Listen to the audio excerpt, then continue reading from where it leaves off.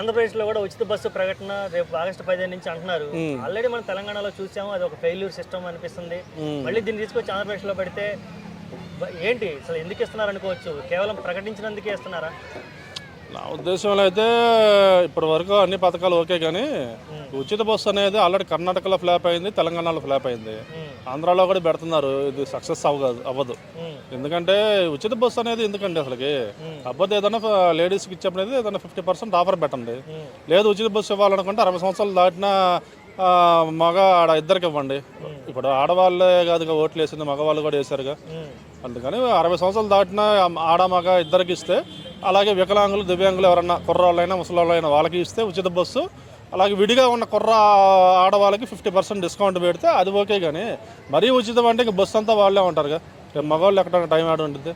అది కాక ఇప్పుడు ఆల్రెడీ కర్ణాటక తమిళనాడులో గొడవలు, ఈ బస్సుల్లో కొట్లాట్లు, సీట్ల కోసం గందరగోళంగా ఉంది. దీనివల్ల గవర్నమెంట్కి ఒకవైపు లాస్ అను, దీనివల్ల బ్యాడ్ కూడా ఉంటుంది.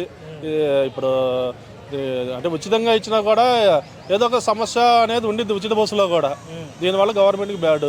ఇవన్నీ ఒకసారి బాబు గారు రెక్టిఫై చేసుకొని ఉచితంగా కాకుండా ఏదన్నా ఆడవాళ్ళకి ఏదన్నా 50% టికెట్లో డిస్కౌంట్, అలాగే ఉచితం అనేది ఆడ మగ ఇద్దరికి 60 ఇయర్స్ దాటిన వాళ్ళకి, అలాగే కుర్రోళ్ళైనా ముసలాళ్ళైనా దివ్యాంగులకు వికలాంగులు ఉంటారు కదా, వాళ్ళకి ఉచితం ఇస్తే మంచిదని నేను అనుకుంటాను. ఒకవేళ ఈ ఉచిత బస్సు పథకం ఇస్తే మిగిలిన ప్యాసింజర్ ఆటోలు ఇలాంటివి ఉంటాయి కదా, వేరే ట్రావెల్, వాళ్ళ మీద ఏమైనా ప్రభావం పడే అవకాశం ఉందంటావా? ప్రభావం అంటూ పెద్దగా ఏమన్నది, కానీ ఎంతో కొంత ప్రభావం అనేది ఉండిద్దిగా.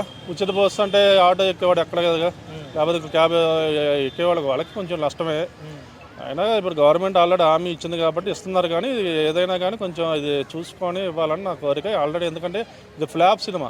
ఎందుకంటే తెలంగాణలో కర్ణాటకలో చూసాం, ఈ ఉచిత బస్సు వల్ల చాలా సమస్యలు వచ్చి ఏర్పడ్డాయి. ఆల్రెడీ గవర్నమెంట్కి కూడా చాలా నష్టం వచ్చి పడింది. దానికి తోడు సక్సెస్ కాల. ఎప్పుడు చూసినా బస్సులో ఈ పనున్నా లేకపోయినా వరకు బస్సు ఎక్కి అటు ఇటు తిరుగుతూ ఉంటారు ఈ ఉచిత బస్సు వల్ల. అందువల్ల ఏదన్నా లేడీస్కి ఫ్రీ కాకుండా 50% డిస్కౌంట్ పెట్టండి. అలాగే 60 ఇయర్స్ దాటిన వాళ్ళకి ఉచిత బస్సు ఇవ్వండి. ఆడ మగ ఇద్దరికి ఇవ్వండి, ఒక ఆడవారికే కాకుండా ఇద్దరికి ఇవ్వండి.